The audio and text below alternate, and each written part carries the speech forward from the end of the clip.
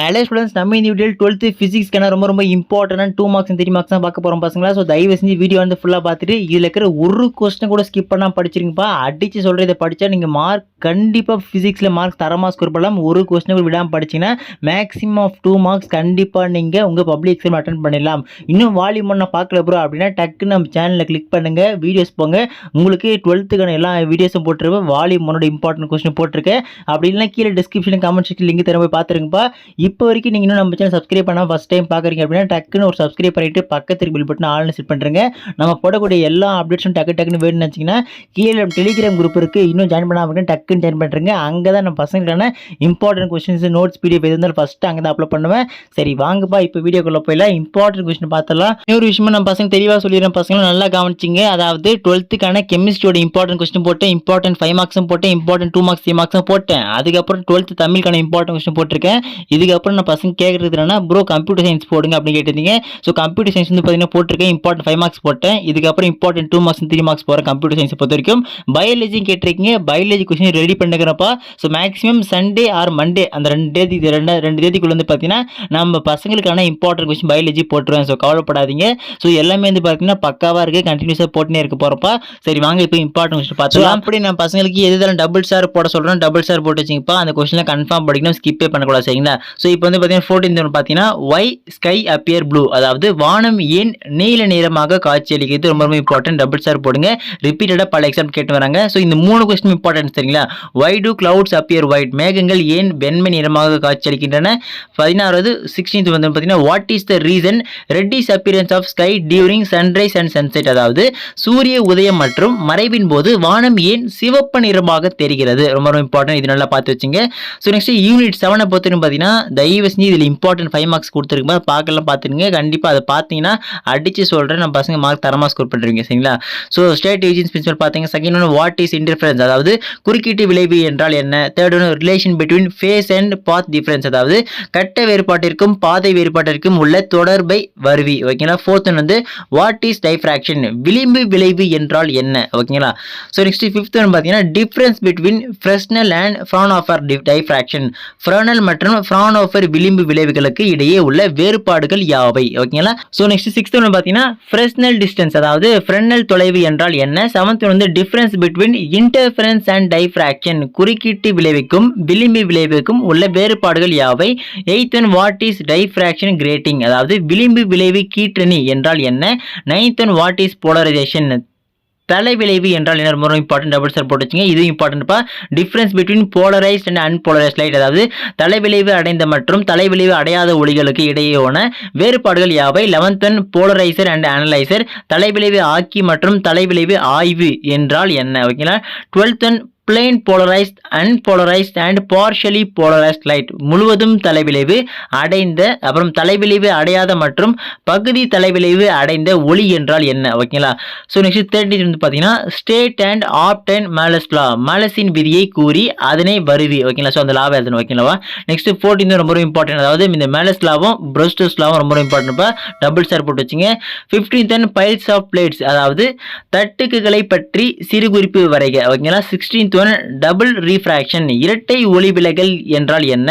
17th one Nicol prism, Nicol பட்டகம், சிறு குறிப்பு வரைக. ஓகேங்களா?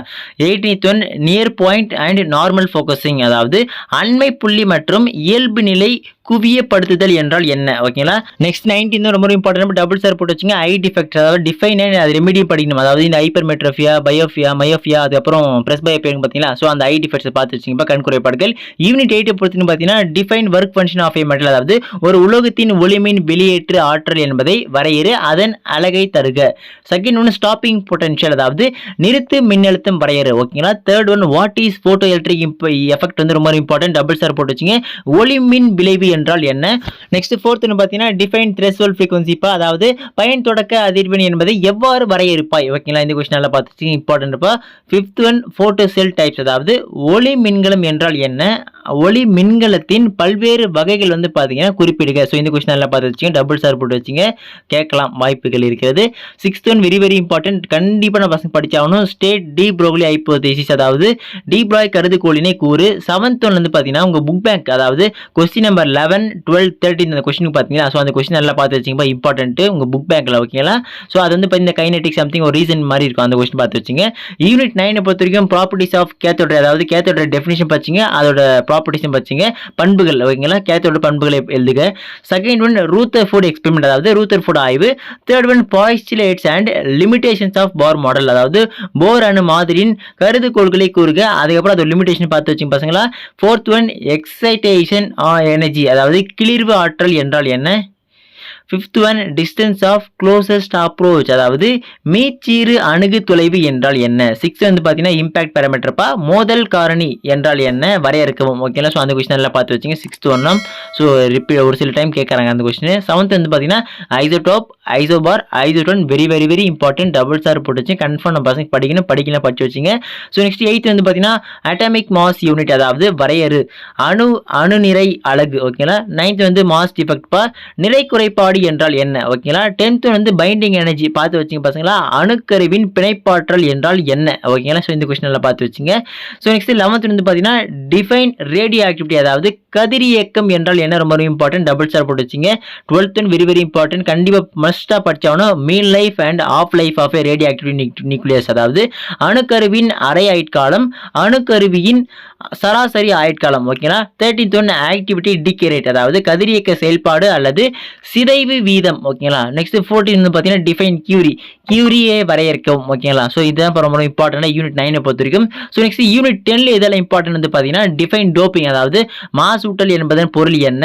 அதுக்கப்புறம் செகண்ட் ஒன்று வந்து பார்த்தீங்கன்னா இந்த difference between intrinsic and extrinsic semiconductors very very important, double star போட்டு வச்சிங்க. அதாவது உள்ளார்ந்த மற்றும் புறவியலான குறைக்கடத்திகளை வேறுபடுத்துக. ஓகேங்களா? ஸோ நெக்ஸ்ட் தேர்ட் ஒன்று பார்த்தீங்கன்னா லீக்கேஜ் கரண்டின் டயோட், அதாவது ஒரு டயோட்டில் கசிவு மின்னோட்டம் என்பதன் பொருள் என்ன. ஓகேங்களா? Fourth one difference between avalanche and Zener breakdown, அதாவது சரிவு முறிவு மற்றும் சேனார் முறிவு ஆகியவற்றை வேறுபடுத்து. ஓகேங்களா? ஸோ நெக்ஸ்ட் ஃபிஃப்த் வந்து பார்த்தீங்கன்னா பார்கசன் கண்டிஷன்ஸ் ஃபார் சஸ்டைன்ட் ஆசிலேஷன்ஸ், அதாவது தொடர்ச்சியான அலைவுகளுக்கான ராக்ஸஸின் நிபந்தனைகளை கூறுக. ஓகே, ரொம்ப இம்பார்ட்டன்ட் பசங்களா, இந்த கொஸ்டினை பார்த்து வச்சுங்க.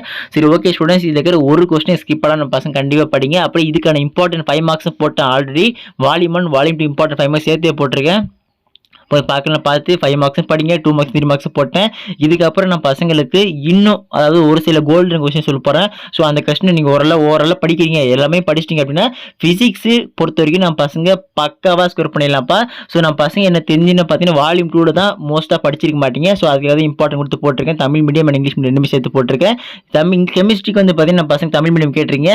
ஸோ அதுவும் அப்லோட் பண்ணுறேன். ஸோ கண்டினியூஸாக நம்ம பசங்களுக்கான இம்பார்ட்டன்ட் கொஸ்டின் போட்டுட்டே இருக்க போகிறேன். ஸோ அதை நீங்கள் மிஸ் பண்ணாமல் தெரிஞ்சிங்கன்னா இப்போ வரைக்கும் நம்ம சேனல் நீங்கள் சப்ஸ்கிரைப் பண்ணாமல் இருக்கீங்கன்னா டக்குன்னு சப்ஸ்கிரைப் பண்ணிட்டு இந்த இம்பார்ட்டன்ட் கொஸ்டின்ஸ் உங்கள் ஃப்ரெண்ட்ஸுக்கு நிச்சயமாக தெரியாமல் இருக்கும். ஸோ அவங்களும் ஷேர் பண்ணுங்கள், அவங்களும் தெரிஞ்சுக்கிட்டும்.